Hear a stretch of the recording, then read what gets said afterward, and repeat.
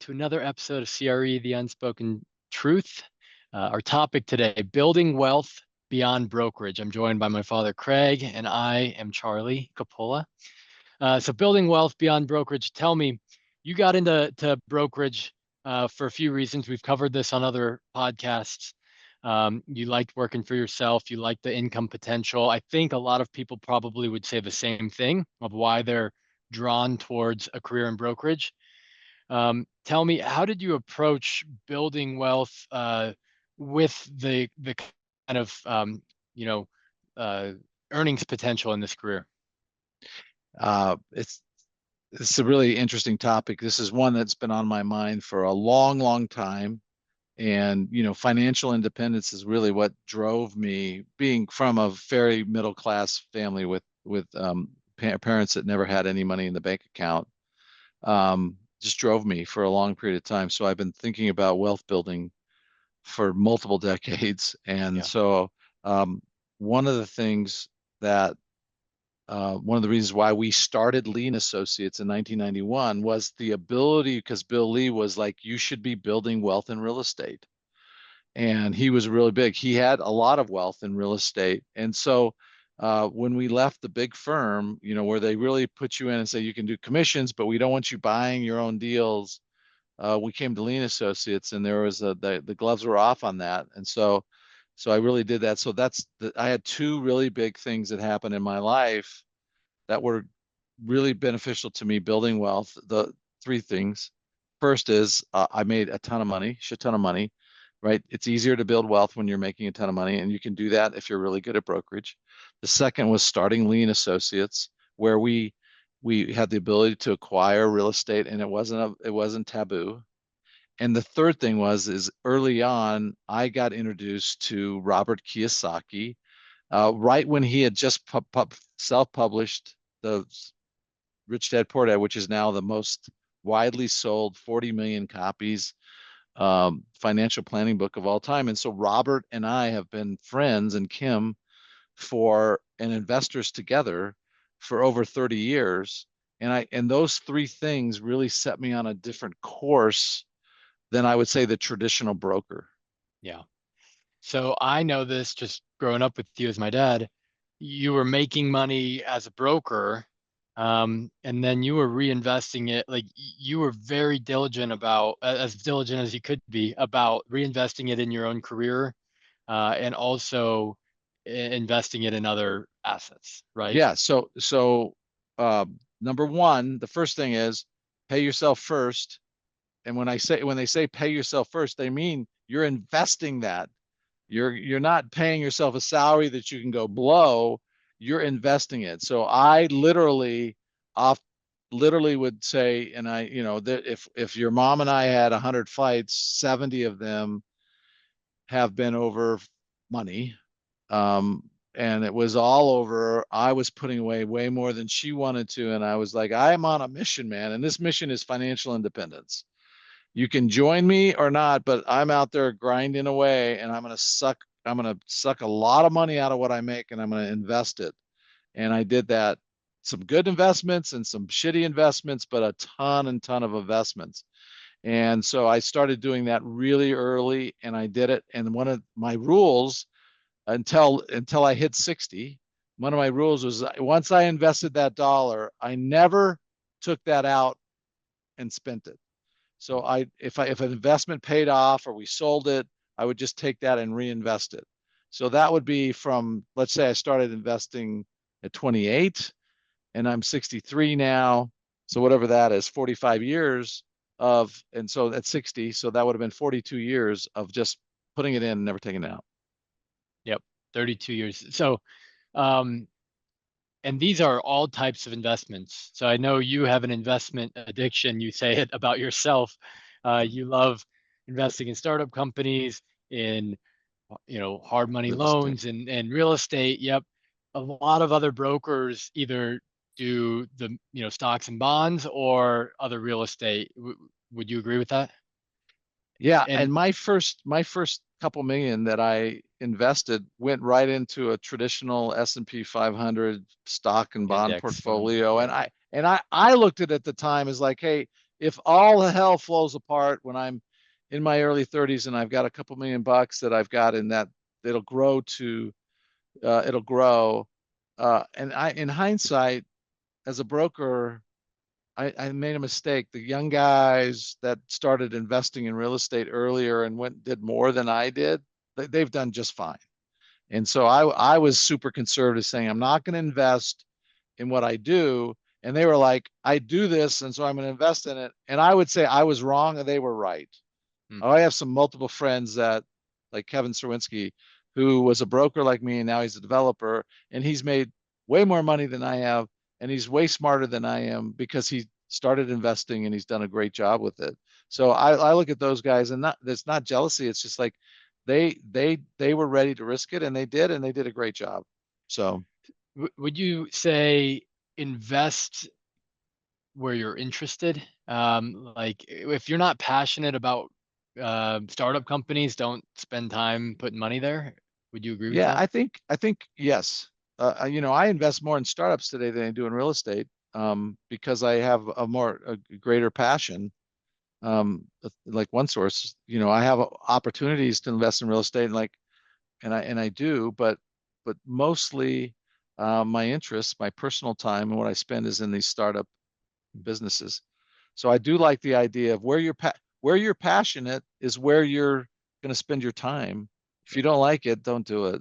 Yeah. You can be really good at it. Like I'm really good at buying real estate, but Yeah. I don't kill it. But you could be not passionate about all these investments and put it away in Yeah. stocks and bonds and be just fine there too, Yeah, a right? lot You of know. people do that. And I'm like, I thought that was extremely boring, where every 90 Yeah. days I'd meet with my financial planner. Hey, your portfolio's up 2% or it's down Yeah. 2%. It's like, why are we having these meetings? So I'm like, I'm gonna start.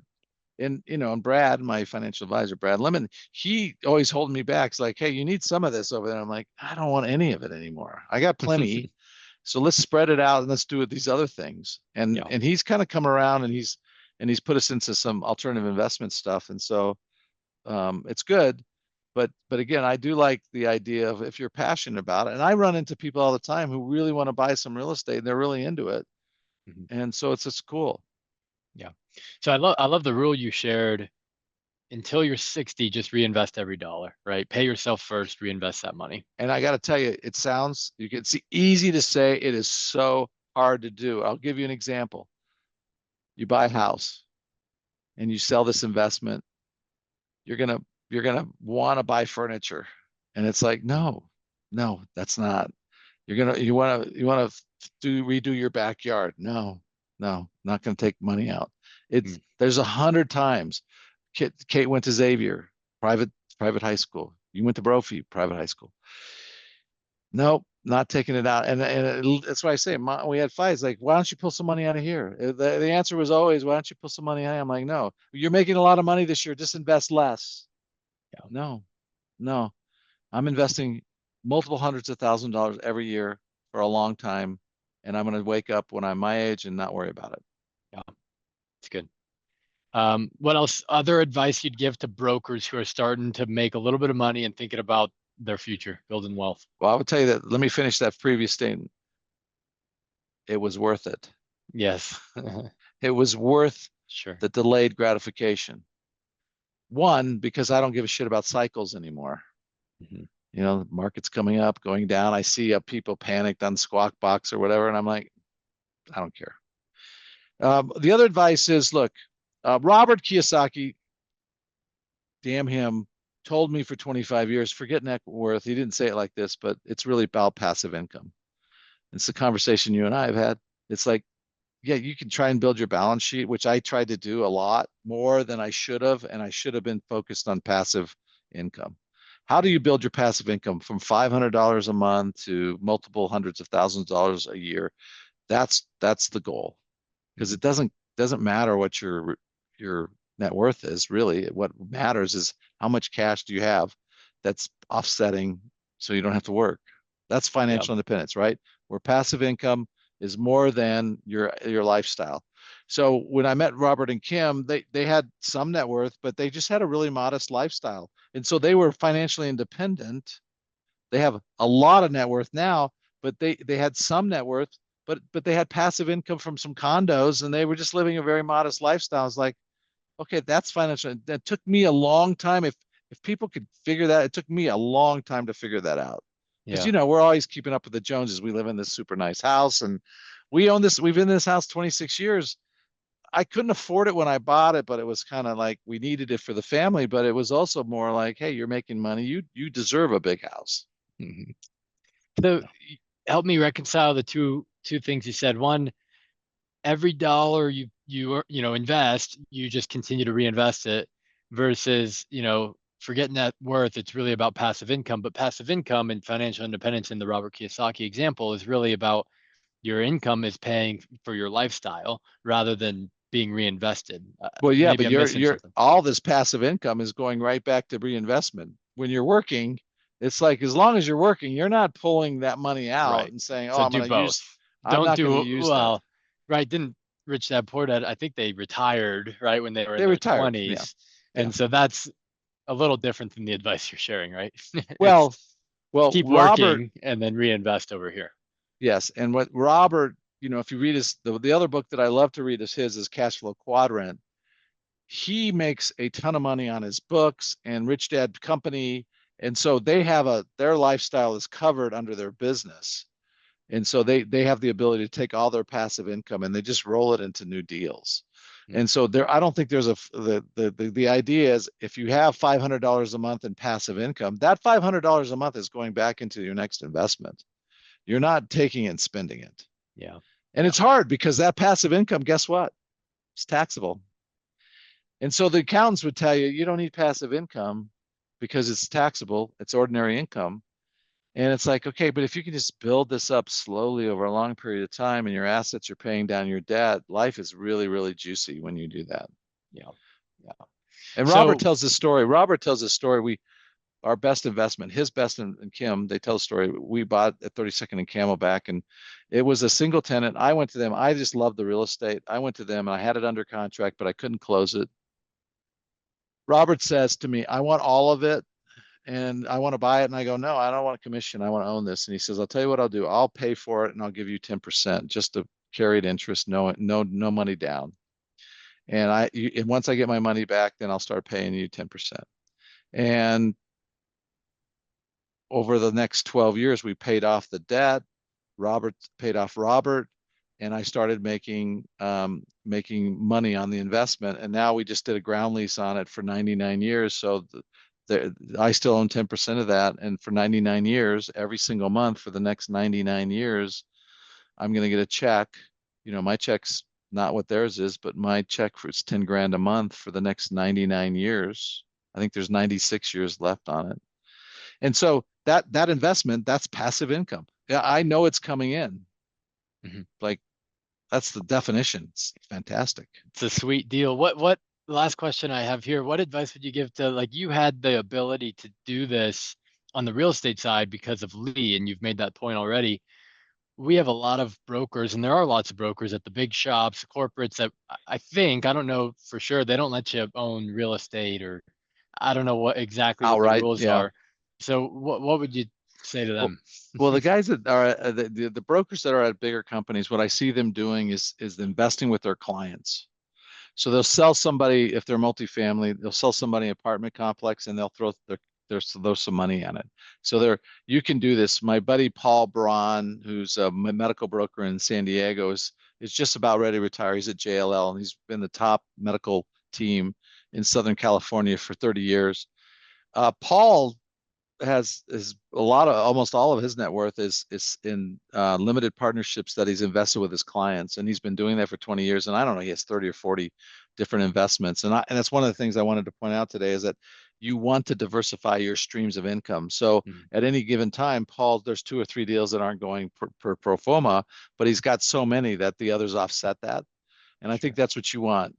I wake up now and I have, I get some that are small checks, $46 a quarter, but I get some big checks like the 10,000 a month. And so if you just get 20, 30, 40, 50 of those diversified across and it comes in every month or every quarter, life's pretty good. Yeah. Mailbox money, right? That's the game. Mailbox money, baby. Mhm. I love it. And sometimes people are like, why don't you just direct deposit? I like seeing the checks. You're you're one of those guys. I like to feel it. Well, most of them don't come anymore, but if we can get it now, we'll do it. We don't care, but Yeah, it is nice. that's And the fun. other thing that I was just telling Whitehouse this morning, Nick Whitehouse, our young guy, because we're going to do some investing with him, and they're looking to start buying stuff. Is like you need reps on this. If you're going to Mhm. buy real estate or do some, you need to get out there. You need to make offers. You need to do research. You need to have a mindset of it. The deal flow just doesn't come if you're buying real estate. Nobody's knocking on your deal going, "Hey, Charlie, you're the only guy that could buy this." They're Mhm. out selling it, so you have to be in the marketplace. You have to understand it. And I think here's a pitch for my first book, how to invest in commercial real estate. That's the highest selling book I've ever written, my first book, is because people resonate with the process. I basically spell out here's the process. It says 8 weeks, but it could be 6 months. Here's the process of developing how you're going to buy commercial real estate and then go start getting reps on it, making offers. You might not buy anything, but go start doing it. Sure. Good. I like it. Thanks so much, Multiple, Bill. multiple streams, passive income, reinvest it all, lots of reps Yep. over a long period of time. That's the other thing. Building wealth. You know, if you're in this business a long time, one, our there's a cyclical, our commissions go up and down. The other thing that happens if you're really investing in real estate, I remember in 2009 when the Great Recession hit, I finally in 2008, it just sucked. And, I had heavy losses. And so I finally wrote down, half or more, might have been 60% of my net worth in 2009 and just said, screw it. All this stuff's going away. And then since 2009, just been building it up again. And I have no, you just want to build it up so high that when it comes back down, it's still higher. This, we were Yeah. talking about the sine wave going up. And I remember in 2009 going, man, I don't know what I was at that point. This is in 50s. And I was like, man, I thought I was done. I thought I had it. And here I wrote it all down. I still had enough, but it was like Half. pork, Yeah. pork and beans enough. It wasn't Yeah. steaks. Yeah. Now we're on the steak level, and Yeah. I think we're going to be there. But it did sober me up to go. You got to be really diversified. You got to be able to withstand these cycles, and that's where Right. the true wealthy they withstand cycles and they come out of them stronger. Yeah. And I think there's multiple levels to the diversification, right? You talked about your buddy having 40 different properties. That's one way, but they're all real estate. They're all maybe I don't know what asset classes, but um, so they're not that diverse, Diversified, right? diverse there. I'm So I'm pretty diverse, yep. but heavily weighted, in startups, and especially now with the investment in one source, Yeah. you know, it's what more than Brad wants me to have, but I feel really comfortable about it. So Yeah. Yeah. Awesome. Well, thank you so much. Building wealth beyond brokerage. Good stuff today. Thank